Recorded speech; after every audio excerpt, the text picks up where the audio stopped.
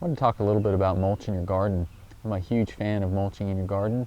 Some of the big benefits are water conservation. You're not going to need to irrigate near as much, and you're going to hold moisture for quite a bit longer than you would if you didn't mulch.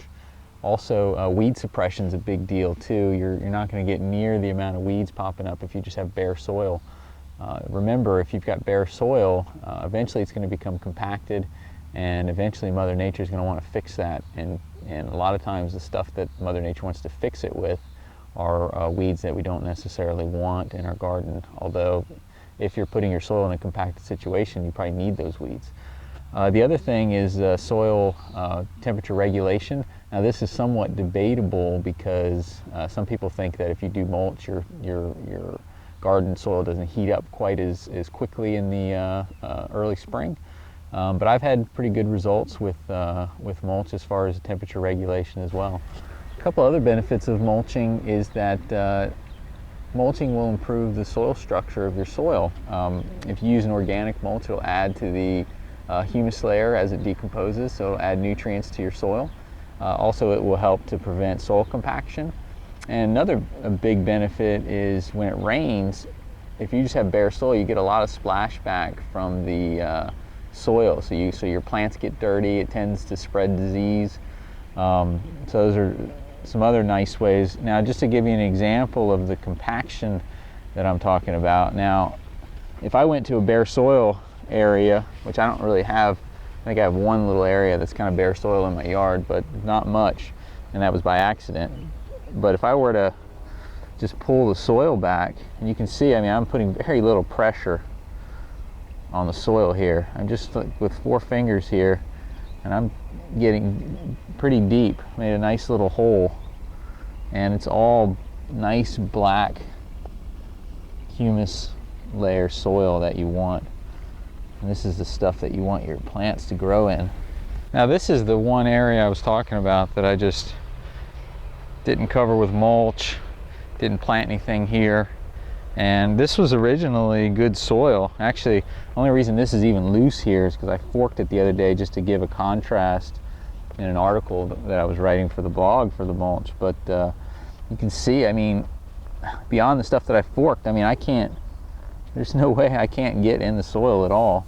There's the best I can do, and it's just crumbly, devoid of life, compacted.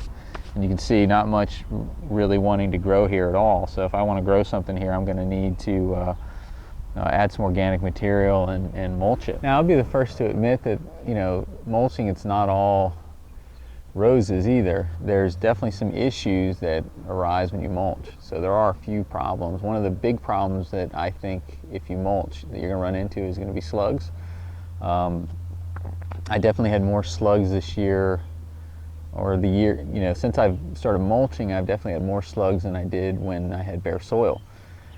However, I think if you do, you know, not too deep of a mulch layer, it's enough to protect the soil without, you know, having terrible slug problems. So my slug problems were, you know, it was an annoyance, but it really wasn't that bad in comparison to the issues that I ran into without mulching. So I think the benefits of mulching far outweigh the negatives of the slugs. The other issue is obviously the labor to install the mulch, and then also the cost if you have to purchase the mulch. I think the labor to install it up front, I mean, there's definitely more labor. I'm not going to tell you that it's not. However, if you factor in all the labor you save in irrigation and weeding, I think it more than makes up for it. Now, cost is a different story. For me, it was worth it because I get a lot more produce even if I have to purchase the mulch. I would suggest if you have to purchase it, get a huge truckload, and then you can use it over several seasons. But or if you've got a source on your property, even better. You know, there's a lot of sources like, you know, leaves is a typical one, but a lot of times you can find mulch around your property, or you can even rent or purchase a chipper shredder and you know, make your own mulch. Some of the different types of mulch you can use are hay and straw. Now, most people will say that hay is going to have a lot of weed seeds in it. Straw can certainly have weed seeds in it as well, but straw is typically the better choice for mulch. One bad thing about the straw is that it blows around a lot. It doesn't tend to stay in place very well for me. I tend to get some wind up here on the hill. The other issue is that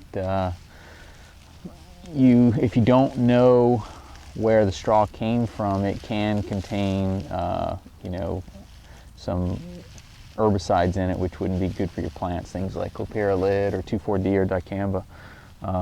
So straw is not a bad option, but you just need to kind of know where it comes from and be okay with it blowing around. Another option is grass clippings. Now these grass clippings I actually put out yesterday, and these are obviously still green, as you can see. A couple things you need to be concerned about with grass clippings is that you really don't want to put them on the plants or too close to the plants when it's green, because it is a hot mulch. So you want to either wait for it to dry out and then use it, or do like I do, where I put it in fallow areas, pathways, things like that, just to use it up. So grass is not a terrible idea, but same thing applies. Make sure there's no herbicides in it. Another issue is sometimes you can get some weed seeds if you let your grass get too long, which I tend to let my grass be real long. So sometimes I'm dealing with a little bit of weed seeds, although it's usually not too terrible.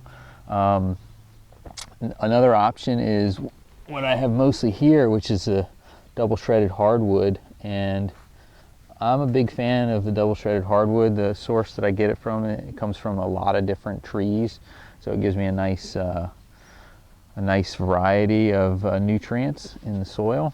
The other thing is it's almost in compostable form. So when I apply it, it's good enough to make a weed barrier for the season, and then by the time the season's over, it's pretty much decomposed into a compost, so it never has to be removed. So I just come back and mulch again, and so I'm getting more nutrients, and then also getting my weed suppression and water conservation all in one shot. So I'm a big fan of the double shredded hardwood. Another option is leaf mulch. My neighbor up the hill likes to use leaves, and it's a good option for him. He has a big tree right behind his garden, downwind of it, and so the leaves naturally blow into the garden anyways. He just chops them up with his mower and then basically rakes them around in the garden, and that actually does do a decent job of providing free mulch. The bad thing about it is the leaves do tend to blow around a lot, and the weed suppression isn't quite as good. Another couple options are wood chips. Wood chips can also be a decent mulch. I like wood chips. The only bad thing about wood chips is they take a long time to break down. So if you want to add more organic material to your garden from year to year, then you have to rake the layer of wood chips aside, put your organic material down, and then put the wood chips back. You really don't, you got to be careful. You don't want to plant anything in the wood chips. So that's a little bit of an issue. But if you've got a good source of wood on your property and a shredder, I think wood chips is a nice option. Another option that I'm working with is living mulches. Now you can use something like a clover or something like that, and actually have the mulch, a nitrogen fixing plant that adds nutrients to the soil, like white clover, is not a bad option. So I'm experimenting with that, trying to have a living mulch in my garden and then plant right in it. Obviously I'll have to cut away the clover where I'm going to plant, but a good chunk of the garden is pathways and in between plants, and it would be nice to have a living mulch to crowd out any weeds, and then also add nutrients to the soil at the same time.